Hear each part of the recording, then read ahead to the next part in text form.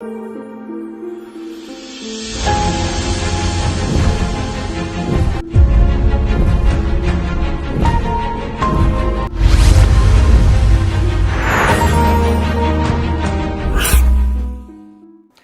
कुंडली के पंचम भाव में शनिदेव।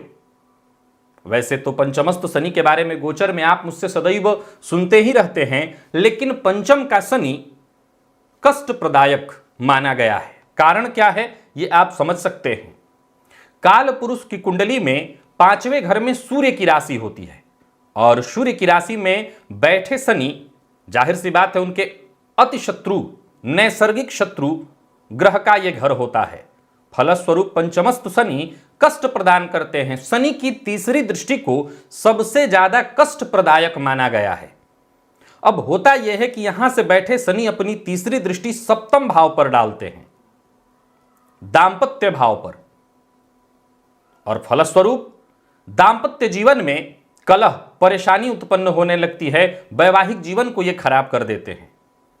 तो देखा जाए तो अगर आप जीवन काल में घर ही में आपके अगर कलह मचा हुआ हो तो बाहर से कितने भी आप संपन्न दिखाई पड़े, घर का जो बाहरी दीवार है वो चाहे बाहर से कितना भी उसमें सुंदर सुंदर रंग रोगन लगे हों, लेकिन अंदर से वो कमजोर हो, अंदर से प्लास्टर झड़ रहे हों, तो जो उसके भीतर रह रहे हैं उन्हें ही पता है कि ये चमक दमक तो केवल बाहरी है। तो ये शनिदेव पंचमस्त होकर के अपनी तीसरी दृष्टि, जिससे सबसे ज्यादा वो विच्छेद करा देते हैं, दांपत्य को खराब करते हैं और इसके बाद रही सही कसर खराब पूरी कर देते हैं लाभ और धन को देख करके।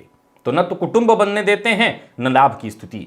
अब सवाल उठता है कि यहां पर बैठे शनिदेव अगर नीच राशि में हो जाएं, यानी मेष राशि में पंचम भाव में, तो ये बेहद कष्ट प्रदायक बनेंगे। हर तरह से ये केवल और केवल कष्ट देंगे। उच्च राशि में होकर के भी इनके दुष्प्रभाव में कमी तो आती है, लेकिन यहां तब भी ये कष्ट प्रदान करते ही करते हैं, चाहे वो दांपत्य हो, लाभ और धन हो, इसमें परेशानी आती ही है। चाहे वो कुटुंब हो, कुटुंब के साथ मतभेद होना, जातक के वाणी में कड़वाहट आना, जातक के द्वारा ऐसा बोल दिया जाना जिससे लोग, वो अनजाने में ही ऐसा बोल बैठेगा जिससे लोग उसके शत्रु हो जाएं।